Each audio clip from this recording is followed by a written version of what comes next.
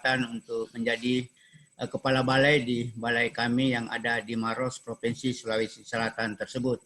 Perlu saya sampaikan di sini bahwa balai kami adalah Balai Riset Perikanan Budidaya Payau dan Penyuluhan Perikanan, merupakan unit pelaksana teknis dari Kementerian Kelautan Perikanan yang bertanggung jawab di bawah kepala badan yang melaksanakan kegiatan penelitian dan pengembangan.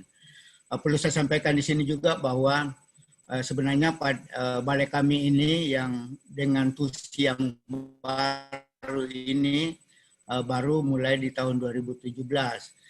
Sebelumnya nama balai kami adalah Balai Penelitian dan Pengembangan Budidaya Air Payau. Jadi dengan adanya perubahan tusi di tahun 2017, ada satu tusi baru di balai kami, yaitu penyuluhan perikanan. Jadi untuk penelitiannya ataupun risetnya adalah berskala nasional, tapi untuk penyuluhan perikanan kami membawahi 3 provinsi, yaitu Provinsi Sulawesi Selatan, Sulawesi Barat, dan Sulawesi Tenggara. Dan perlu saya sampaikan di sini bahwa ada 7 fungsi dari balai kami, namun saya hanya menyebutkan 2 yang relevan dengan FGD kita, yaitu mengenai tusi untuk melaksanakan penelitian ataupun riset, dan tusi sebagai untuk melaksanakan penyuluhan perikanan.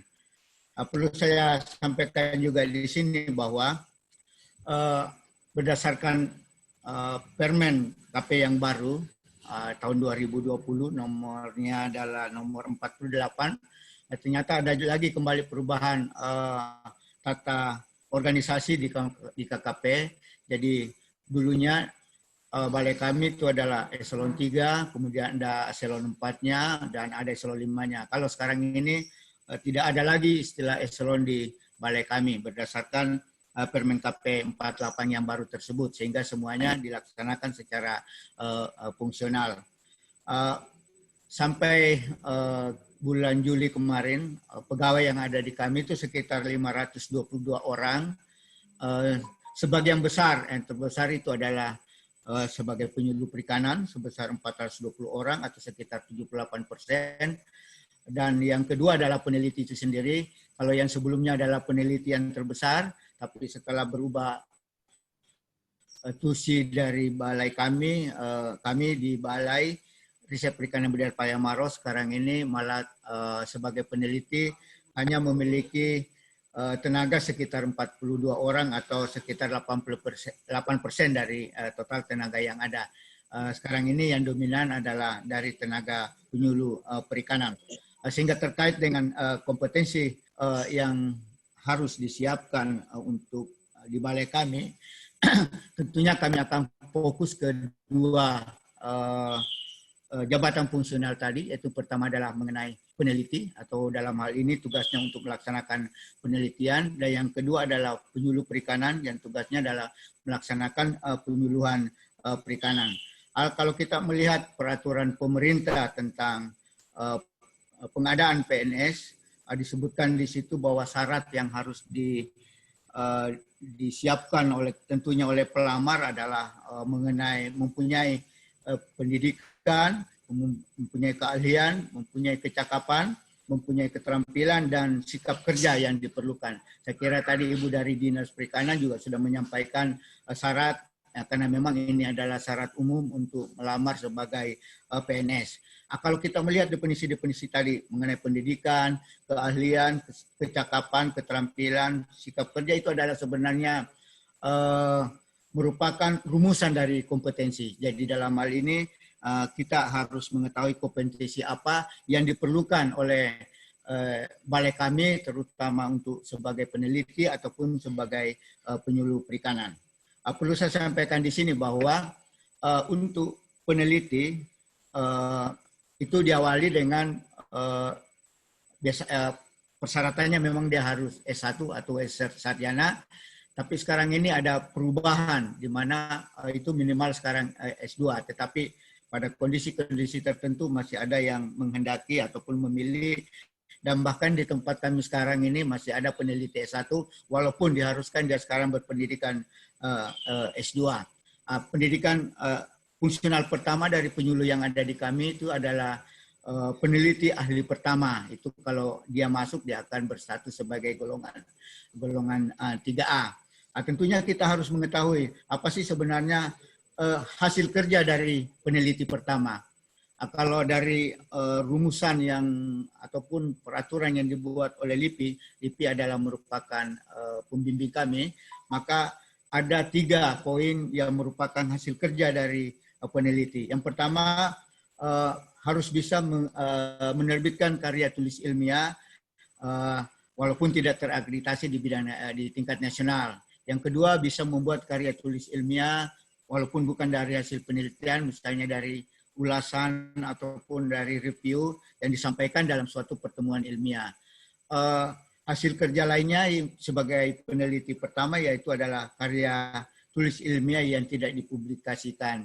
Jadi kalau kita melihat hasil kerja dari yang harus bisa diupayakan oleh peneliti pertama tadi itu adalah terutama mengenai penulisan karya tulis ilmiah. Saya kira di kurikulum yang ada di Prodi Aquakultur di Universitas Muhammadiyah Gresik ini saya kira sudah menyiapkan mungkin mata kuliah atau apapun namanya yang terkait dengan bagaimana tentunya menulis karya tulis ilmiah yang baik, yang tentunya dengan kalau bisa melakukan atau bisa menulis karya tulis ilmiah tentunya diawali dengan bagaimana membuat proposal yang baik, bagaimana melaksanakan penelitian itu dengan baik, bagaimana menulis, dan terutama mengenai interpretasi daripada hasil yang diperoleh tersebut. Kemudian kembali mengenai segi kompetensi yang harus dimiliki oleh peneliti pertama, yaitu tetap ada 3 aspek, yaitu mengenai pengetahuan, kecakapan maupun sikap kerja dari peneliti pertama tersebut.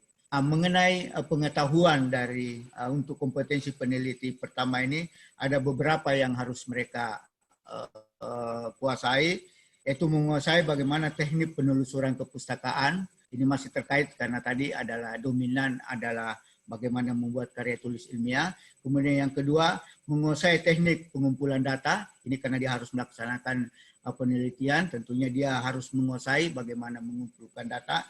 Kemudian ada data yang diperoleh dari hasil penelitian, tentunya dia harus mampu melakukan pengolahan terhadap data tersebut. Dan terakhir tentunya bagaimana melakukan atau menulis karya tulis ilmiah yang baik sesuai dengan standar yang diperlukan. Untuk segi kecakapan yang harus dimiliki sebagai kompetensi peneliti pertama, ya tentunya mungkin juga sudah disampaikan tadi oleh yang mewakili Dinas Kabupaten Gresik, yaitu mampu berkomunikasi dengan baik.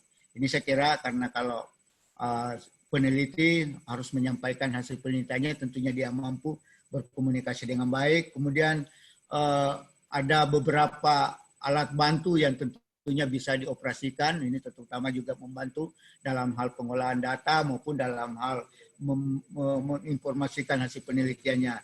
Kemudian bagaimana mengolah dan menganalisis data yang diperoleh, itu adalah juga merupakan kompetensi kecakapan yang harus dimiliki oleh seorang peneliti pertama. Kemudian tentunya mampu menulis karya tulis ilmiahnya dalam bahasa Indonesia dengan baik. Kemudian dari sikap kerja, kompetensi dari peneliti pertama yang harus dimiliki, yaitu yang pertama mengenai jujur. Jadi kalau peneliti katanya itu bisa salah, yang penting tidak bohong. Jadi itu yang pertama adalah kejujuran, dan kemudian tentu dia harus bertanggung jawab.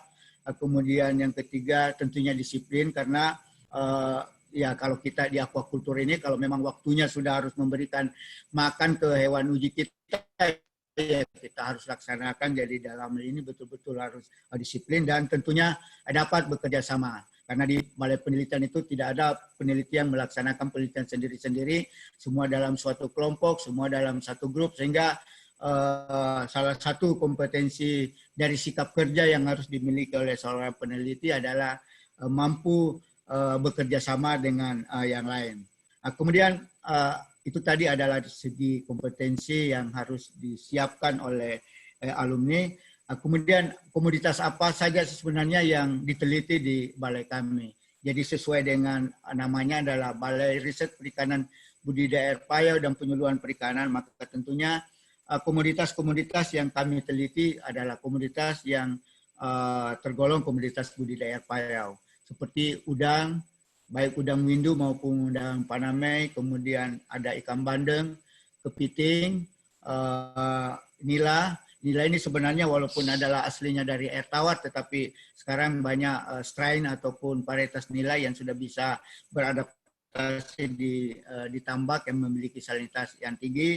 Kemudian beronang, ini kita punya kerjasama sekarang dengan Asia dari Australia, kemudian kakap putih. Jadi ada beberapa komoditas air payau yang tentunya mungkin diharapkan di Universitas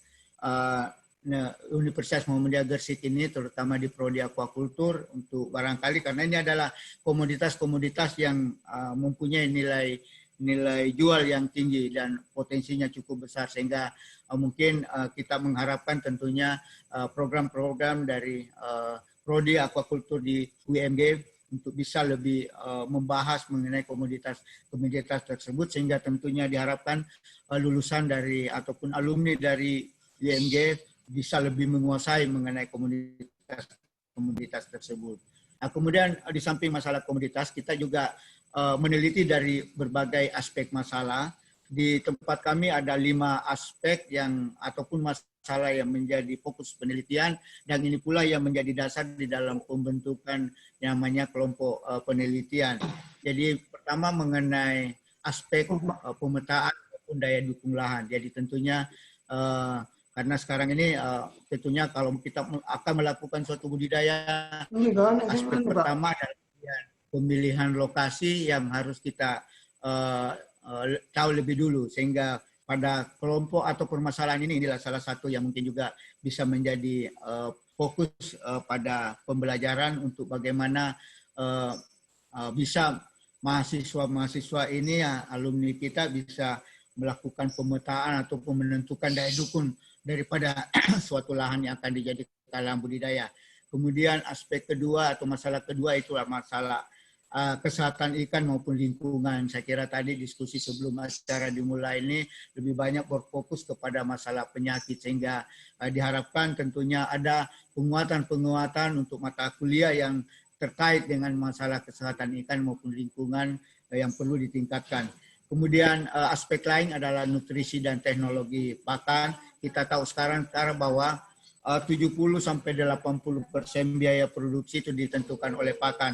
Sehingga tentunya kita mengharapkan mungkin dengan teknologi-teknologi tertentu ataupun pencarian bahan-bahan baku lokal yang ada di setiap daerah yang memungkinkan kita bisa menekan biaya pakan tersebut. Ataupun barangkali memang teknik di dalam melakukan pemberian pakan yang kita bisa tekan sedemikian rupa sehingga juga bisa menekan biaya produksi. Kemudian satu aspek lagi yaitu mengenai pembenihan, genetika dan bioteknologi. Ini adalah suatu masalah juga yang kita lakukan di balai terkait dengan bagaimana memproduksi benih, bagaimana membesarkan sesuatu dengan menggunakan hasil bioteknologi dan sebagainya. Dan satu lagi yaitu aspek keteknikan atau pembesaran. Jadi di aspek ini teman-teman di kelompok ini melakukan penelitian-penelitian ataupun kajian-kajian yang terkait dengan pembesaran berbagai komoditas. Tapi sementara ini kita fokus kepada 2 atau 3 komoditas, terutama udang dan kepiting untuk pembesarannya di tambak. Itu mengenai penelitian. Kemudian mungkin seperti saya sampaikan tadi bahwa selain peneliti yang sekarang ini yang mendominasi kantor kami adalah penyuluh perikanan. Ini baru bergabung di balai kami pada tahun 2017, sehingga balai kami yang dulunya hanya balai riset sekarang menjadi balai riset penyuluhan perikanan dan balai riset budidaya air payau dan penyuluhan perikanan. Jadi ada tambahan fungsi penyuluhan di kantor kami yang sudah berjalan sekitar 2 tahun. Tentunya seperti juga dengan peneliti. Penyuluhan perikanan ini juga menuntut adanya kompetensi ataupun kerja minimal yang harus dihasilkan. Berbeda dengan peneliti, kalau di penyuluhan ini ada namanya penyuluh terampil, ini bisa lulusan dari SMA ataupun SMK atau kejuruan lainnya. Berbeda dengan peneliti tadi, itu memang minimal adalah S1, jadi tentunya harus dari perguruan tinggi. Tetapi ada namanya penyuluh ahli, itu juga dimulai dari tamatan S1 ataupun S2, itu untuk penyuluh ahli, penyuluh perikanan pertama. Memang juga ada beberapa hasil kerja penyuluh perikanan pertama yang tadi saya sebutkan adalah merupakan penyuluh yang level pertama yang tergolong sebagai sarjana. Yang pertama, dia harus mampu merumuskan keadaan wilayah perikanan.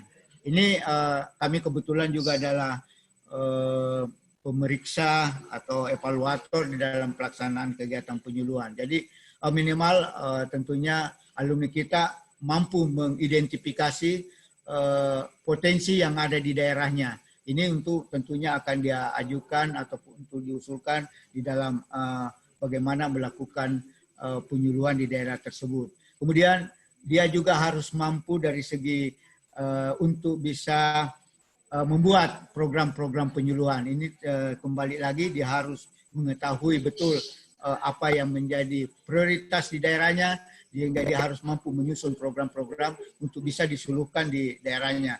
Kemudian dia harus mengembangkan secara mandiri metode penyuluhan.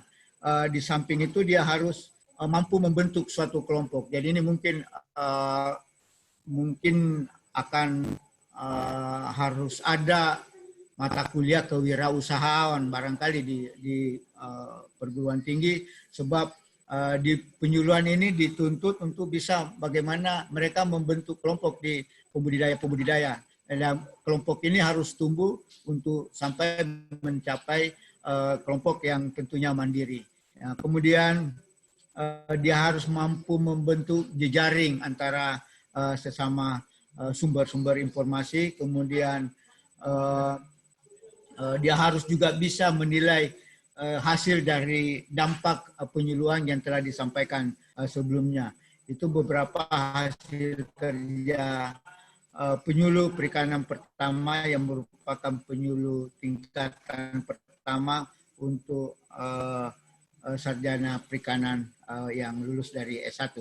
Kemudian dari segi kompetensi untuk pengetahuan, tentunya dia harus mengetahui mengenai pengambilan data, kemudian menganalisis dan mensintesis data, kemudian bagaimana menyusun program, dan kemudian bagaimana sosiologi pedesaan. Dia harus mengetahui dinamika kelompok. Jadi kami juga kebetulan sering dipanggil untuk menyusun kurikulum di perguruan tinggi, terutama yang ada di Sulawesi Selatan. Dan ini menjadi sering kami sampaikan karena memang penyuluhan perikanan di balai kami itu baru 2-3 tahun bergabung seperti saya sampaikan sebelumnya, sehingga kami meminta ke perguruan tinggi bagaimana supaya ada mata pelajaran yang bisa terkait sesuai dengan bagaimana dinamika masyarakat di pembudidaya, terutama pembudidaya tambak. Kemudian seperti yang tadi, kalau untuk masalah sikapnya itu tetap seperti harus jujur, bertanggung jawab, seperti kriteria-kriteria untuk pegawai negeri sipil secara umum. Kemudian mengenai bidang yang disuluhkan, kalau penelitian kami hanya terbatas pada budidaya air payau, tetapi kalau untuk bidang penyuluhan, ini semua aspek di perikanan itu harus disuluhkan. Jadi walaupun penyuluhnya berada di kami yang notabene melaksanakan penelitian mengenai budidaya air payau, tetapi penyuluhnya itu harus mampu juga menyuluh bukan hanya budidaya air payau, bukan hanya budidaya secara umum, tetapi penangkapan juga dia sudah harus mampu. Sehingga kembali lagi, mungkin walaupun ini bukan dalam prodi aquacultur, tetapi perlu saya sampaikan di sini bahwa yang disuluhkan itu bukan hanya pada budidaya, tetapi juga adalah perikanan tangkap. Kemudian pengolahan ikan, cuma saya tidak tahu di kurikulum untuk budidaya ini apakah ada aspek pengolahan ikan yang juga disinggung.